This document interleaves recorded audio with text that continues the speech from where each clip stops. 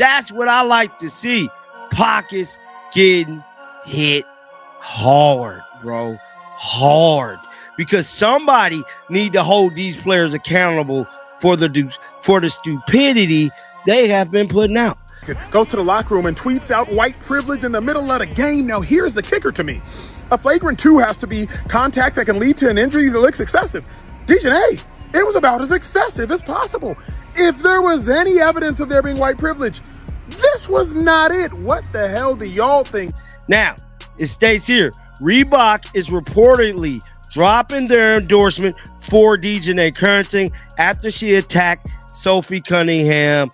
Let's go. DJ Carrington may be losing the momentum she had built this season, and the situation is changing fast. Her recent decisions appear to have played a major role in how quickly things are falling apart. This isn't a quiet decline. It is unfolding publicly in front of cameras and millions of viewers. Several controversial choices during one intense week seem to have triggered the entire situation. Get this here. Reebok is reportedly dropping their endorsement for DIJONai Carrington after she attacked Sophie Cunningham. Okay, and a bunch of people are saying this is true. You know, I don't know, but here it says, perfect. Good job, Reebok, for having a morals clause in her contract and enforcing it by pulling it. Carrington is a bully that the league apparently is protecting. Wake up, WNBA, before someone really gets hurt. You'll get sued because we Americans won't stand for this abuse. Do you agree with? Reports claim Reebok may be reconsidering its endorsement relationship with DJ Carrington after the Sophie Cunningham incident. The claims are circulating widely, although they have not been officially confirmed by Reebok. If the company enforces a conduct clause, the decision could become a major development. Rumors even suggest Cunningham could become part of the brand's future plan. It's just a hard hit. That's definitely going to be upgraded, I think, to a flagrant 2, Ryan. I think that is going to be a flagrant 2. There is wind up, there is follow through, there's potential for injury. Without Sophie question. Cunningham in a vulnerable position in the air. Oh, wow. Yeah, I mean, there's no question. WNBA player DIJONAI Carrington of the Chicago Sky was ejected after a flagrant 2 foul on Sophie Cunningham in last night's WNBA game. As you saw from the video, Sophie was going for a fast break layup when DIJONAI decided it would be a good idea to go after her head instead of the ball. So that obviously prompted the flagrant 2. The referees take a look at it and she was ejected, and a lot of people are calling for her suspension after this. Reebok originally signed Carrington, hoping she could become a major face of its basketball lineup. The company was investing not only in her basketball ability, but also in her public personality. Brands care about how athletes make customers feel when they see their name and image. Recently, Carrington's public perception has changed, and brands tend to notice that quickly. Because of the timeline of everything, and because of, if you want to call it the jealous nature, the legitimate hatred for somebody because of what they believe in and because of what they look like and because of how popular they are, I could say it's a targeted attack. Yeah, oh, clearly. I mean, I think most people believe that. But then on top of that, you know, it's not only white privilege she puts out there, she puts the next, in our next post, she puts the game date of the next time they're going to play the Fever.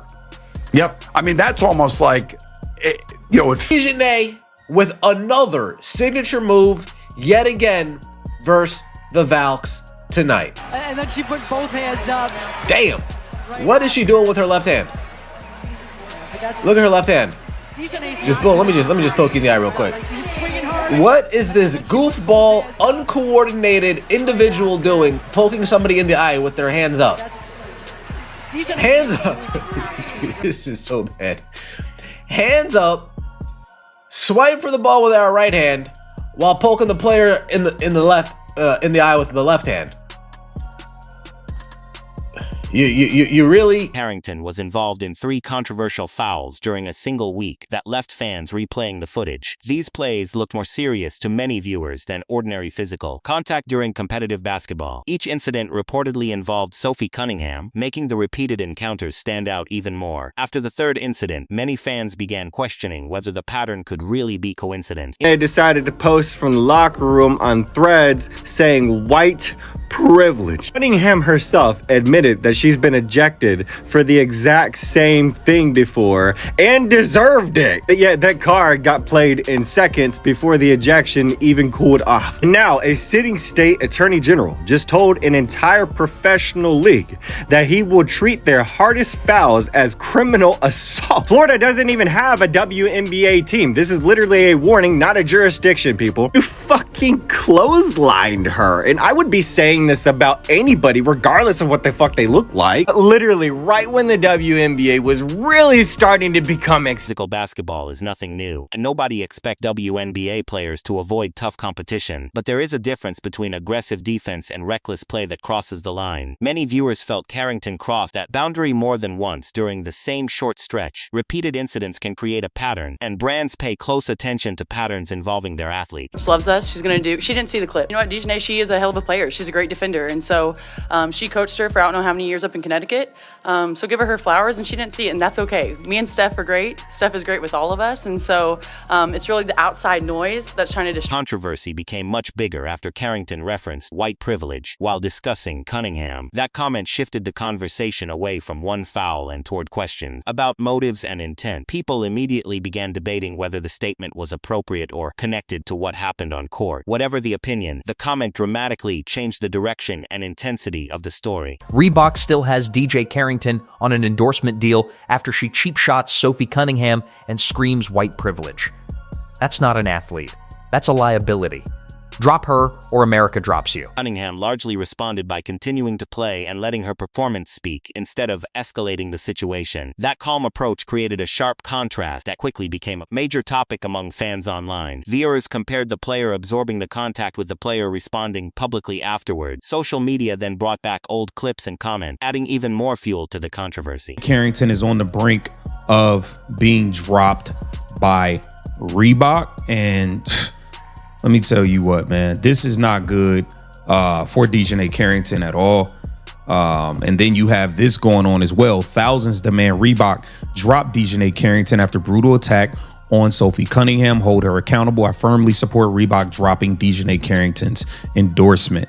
Okay, so a lot of people are, getting behind this thing, and DiJonai Carrington is on the brink of potentially losing millions of dollars with sponsorship. Here it says breaking thousands of people are calling Reebok to drop. This thing is everywhere, man.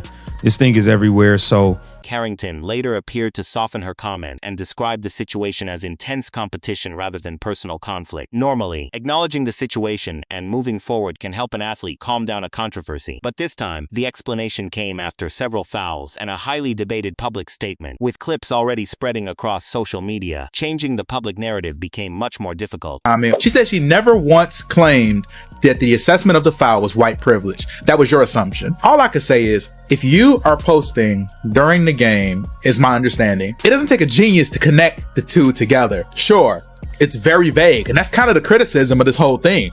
It's a vague critique that has no relevance to what transpired. There was nothing about what transpired that had anything to do with white privilege. It's really that simple, right? I don't got nothing personally against her. I hate that her game doesn't have her in the spotlight right now, because she had been playing pretty well. She had the Sky on a 3-1 record with her returning. This is just an L across the board for her, and she just continues to double down on it. And I like what Acho said. The rarest W for him. He said, the burden is on you for being clear, direct, and easy to understand. She left so much room for people to take that a million different directions. People that were supporting her were taking it a million different directions than she probably meant. And her inability to just chalk it up to, hey, I was frustrated, I had a lot of things on my mind, and I post that, I shouldn't have made that post. That would have gotten her a lot more grace. But doubling down on this nonsense, I don't get it. I don't get why people support it, but hey, y'all got it. From a business perspective, the biggest concern is whether customers still want to see an athlete representing a brand. Basketball talent can attract an endorsement, but public trust often determines whether that relationship survives controversy. That is why reports about a possible change in Reebok's athlete lineup have attracted so much attention. However, any claims about replacing Carrington should be considered unconfirmed until Reebok makes an official announcement. If you are going to suggest that we should think critically about a statement white white privilege when you at the Indiana Fever, you didn't give us much to think critically about. We, the interpreter, now have to try to figure out what exactly were you talking about? Well, common sense would deduce that you were talking about fouling a white individual and getting ejected for fouling that white individual. Now, as I said on social media, and I will say in real life, if that is not what you were talking about implying, then that's on me. I will stand down and I will stand corrected. But the last thing I must again reiterate, so many people have asked you amongst others, well, then what are you talking about? We still have yet to get a response. All that DIJONAI, you have told us is, hey, I wasn't talking about the foul. Well then, what were you talking about? I refuse to believe, on behalf of everybody that is confused, we're not all idiots and you are the one genius in the room. That's just not the case. So I say this with all respect. I respect your intelligence. I respect your response. And you currently on the court hooping, so respect to you.